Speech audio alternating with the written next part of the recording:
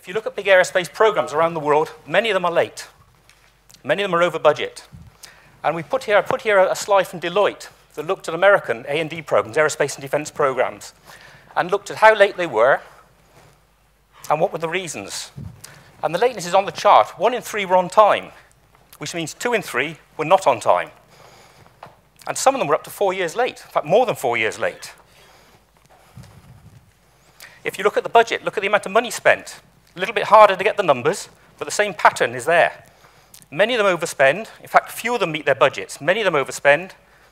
Many of them overspend by large amounts of money. Millions, tens of millions, sometimes billions of euros or dollars or pounds. And what are the reasons? When Deloitte studied it, they found there are 5 main themes.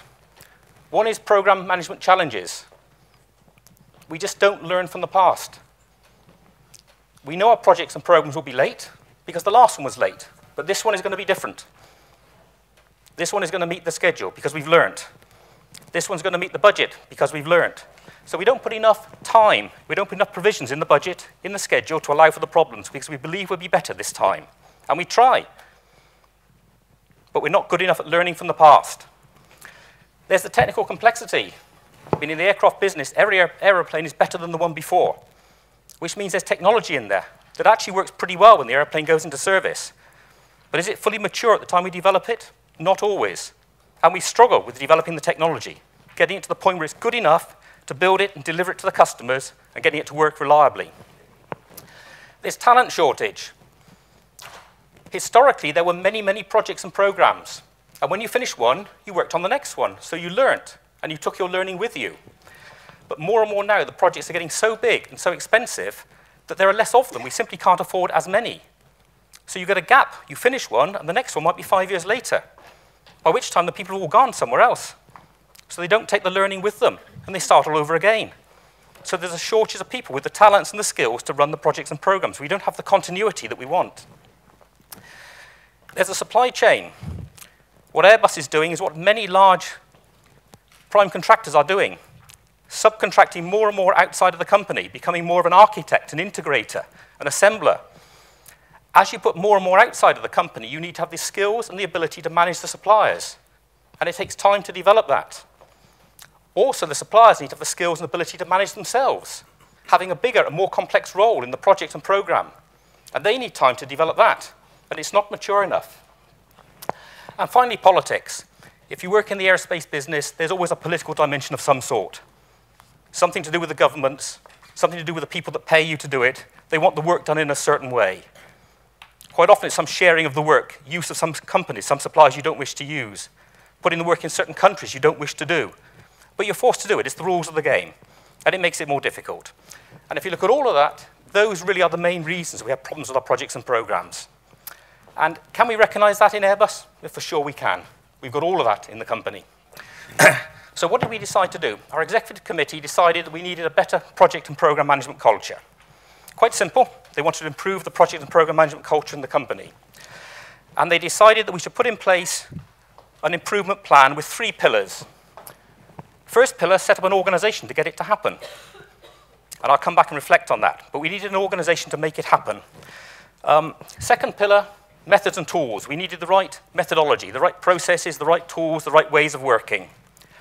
And the third pillar, the competence, the people, the soft skills. Now, to reflect a bit on the organization, we needed an organization, and that's sort of interesting in a big company because the executive committee decided that we should improve the culture of the company. And it's written down, I mean, they've stated it. We get annual objectives every year, what we have to do. And it's written in the objectives. But in a big company, that does not make anything happen. The executive committee deciding does not make things happen. Things happen when you get a team of people working hard, month after month, year after year, trying to drive the change. And that's why we needed an organization to do it. And I'll show you the organization in a second. But without that, I'm sure nothing would have changed. We then said, well, what is a culture? What is our P&PM culture? And in typical Airbus fashion, we had a meeting to debate it. In fact, we had lots and lots of meetings to debate it. We talked for hours about the subject, and we came up with this, a set of shared P&PM visions, behaviors, values, and practices that characterize an organization. I frankly have no idea if this is the right definition, and I'm sure all of you would have a definition of your own that would be different to that. But I think one thing would be common to any definition is it's something soft, something a little bit difficult to understand, something very difficult to measure. In fact, we have actually no idea how to measure it, but something you can certainly feel if you're in the organization. If you work in a place for a few months, you start to feel whether you've got a culture for project management or not. So you can feel it, and over a year or so, 2 years, you can feel it change, but you can't measure it. And to reflect a bit, this is a worry to us. If you can't measure it, how do you prove it's getting better? And I would welcome any input from anybody who can tell us how to measure it, because we'd love to demonstrate what good value we're offering. We can feel it, but we can't measure it. We just don't know how to. I'll move on now to some of the enablers we've put in place, and I've used the term enablers to talk about the methodology, and I've deliberately called it enablers because I think you need to have these things, but they don't give you a culture. So they're necessary to enable the right culture, to give you a common language in the business, but in themselves they don't change the culture, but you need to have them. I'll reflect on a couple of key enablers.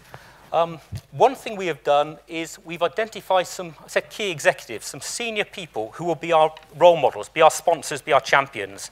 And we've worked very hard with those people to get them to not only join what we are doing, but to very visibly join what we are doing and to promote it. And when they do something, such as when a senior people says, I will certify myself now, and he might come out at the level of gold or platinum, we promote the fact that he has done it. And we, in the company magazine, of course, there's a picture of him receiving a certificate with a handshake from the chief executive.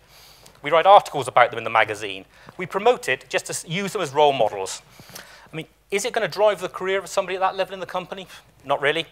I mean, we know this, but we want to use them as role models to try and encourage other people, the more junior people, to follow the same path. And we have found you need these key people to be the sponsors, to be the champions, to try and get others to follow. We have put in place what I said, a forum for briefings and decision-making. Now, this is good Airbus language. It basically means we get the heads of the big departments in Airbus to meet once a quarter and to agree to take certain things on, to deploy certain things. For example, we get the head of engineering, the head of manufacturing, the head of procurement to meet once a quarter, and we say, we now want to do this in project management. Do you agree? And most of the time they say yes, because most of the time they say, we have to get better at project and program management. Does that then go to get anything to happen in their organization? Well, not really. But it means there's no blockage. We remove any blockages. We get the authority to go to their organization and deploy things. And we found that's an important decision-making group that we need in the company. And finally, at the bottom, motivated people. I think for many of us that work in project and program management, it's been like a breath of fresh air to have an organization set up whose job is to improve project and program management. We've only had this organization for a few years. We're really pleased to have this opportunity, and we've got in our team the 30 people, some great people and working hard, and are really pleased to have the opportunity now of taking it forward. And you need that team of people to get it all to work. So to reflect on where we are, we would love to be able to measure the change, because we know at some point our executive committee will come to us and say, well, you've had 30 people working for 3 years, for 5 years, for 7 years. What have you done? Show me the benefit you've delivered. And if we're quite honest, we don't know how to do that. We would love to find a way of measuring the project management performance of Airbus. We can look at the project management performance of our projects and say, are we on time or not? Of course we can do that. But there are many factors that are involved in whether a project succeeds or not, and project management is only one of them. And we don't know how to measure it. What we can say is we can feel it in the company, though. You can certainly, if you work in a company, you can tell whether it is getting better at project management or not. You can tell by the language, by the terminology, by the way people think and the way people interact. And we can feel it getting better. And we're quite encouraged by the feedback from the business that says we're on a good track, things are getting better.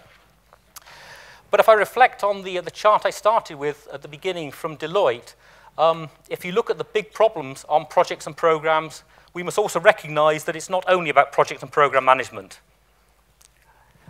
The little symbols here, we've tried to indicate to an extent what influence can we have on those factors. And you see at the top, if there are project management challenges, can we influence that? I mean, for sure we can. That's at the heart of our mission. If you come to the political factors on a project, can we influence that? Not so much, really. We have to just accept that. So we're part of a path to make Airbus better in project and program management. We think we're on a good track. But I think we also recognize we have a long way to go. You cannot change the culture of a company, change the way of thinking, the way of working in a couple of months, even a couple of years. It's a long-term process, and we're 3 years into it, having made a big impact, but we've got a long way still to go. I would then say that all of those things I've talked about are just the enablers, though. And in themselves, they don't give you a culture. You need them in place. All companies need them. And I think we've done quite a good job in Airbus over the last 2 to 3 years. But to get the right culture, you need to look at the people and look at the competence of the people. And I'd like to talk a bit about that now. We are trying to improve the competence, the professionalism of all the people working in project and program management. The first, at the very most basic level, e-learning. We want to dip everybody in the company in a project management training. With 55,000 people, we just can't do that. So we've got an e-learning, and anybody who works in Airbus who's got an internet connection can go on the e-learning, and we're encouraging everybody in the company to do it, to become just a bit better at project and program management and to start to learn some of the language, some of the terminology. What is more important is we have in place a process for certification of our people. So we give people a certificate to say how senior they are as project managers.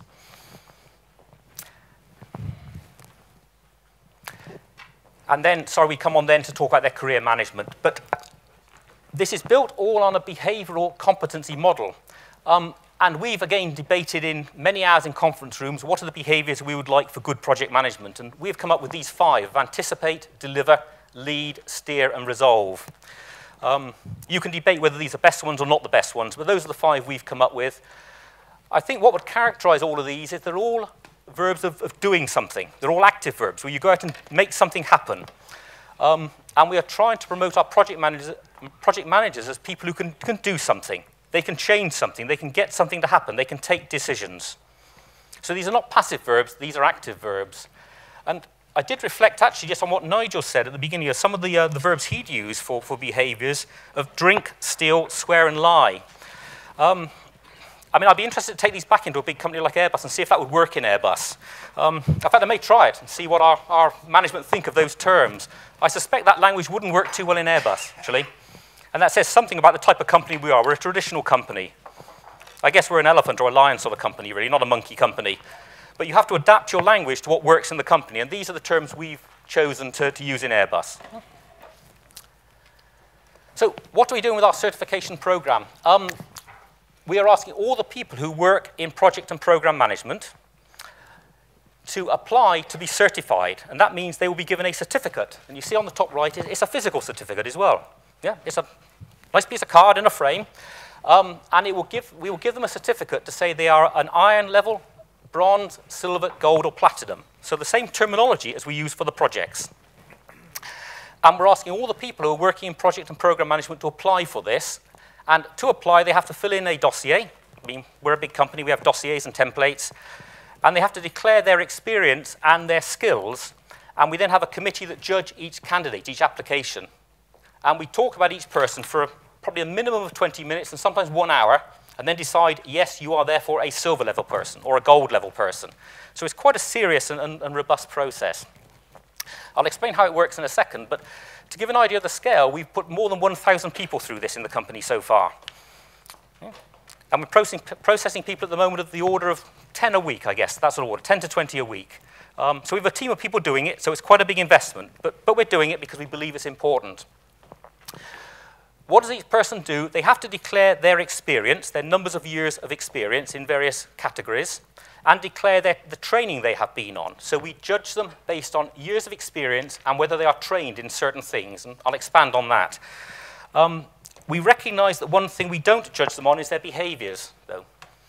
And to share with you, this is a weakness of our process that we recognize, because probably the most important thing, the most important characteristic of a good project manager is the right behaviors, and we don't measure it. And if I reflect on that, we would love to measure it. We would love to have some way of saying your behaviors are at this level or at this level, because it is clear that to be a good project manager, you need the right behaviors. And actually, that is more important than the years of experience and more important than the training. But we found no way of doing it that we could put in practice efficiently.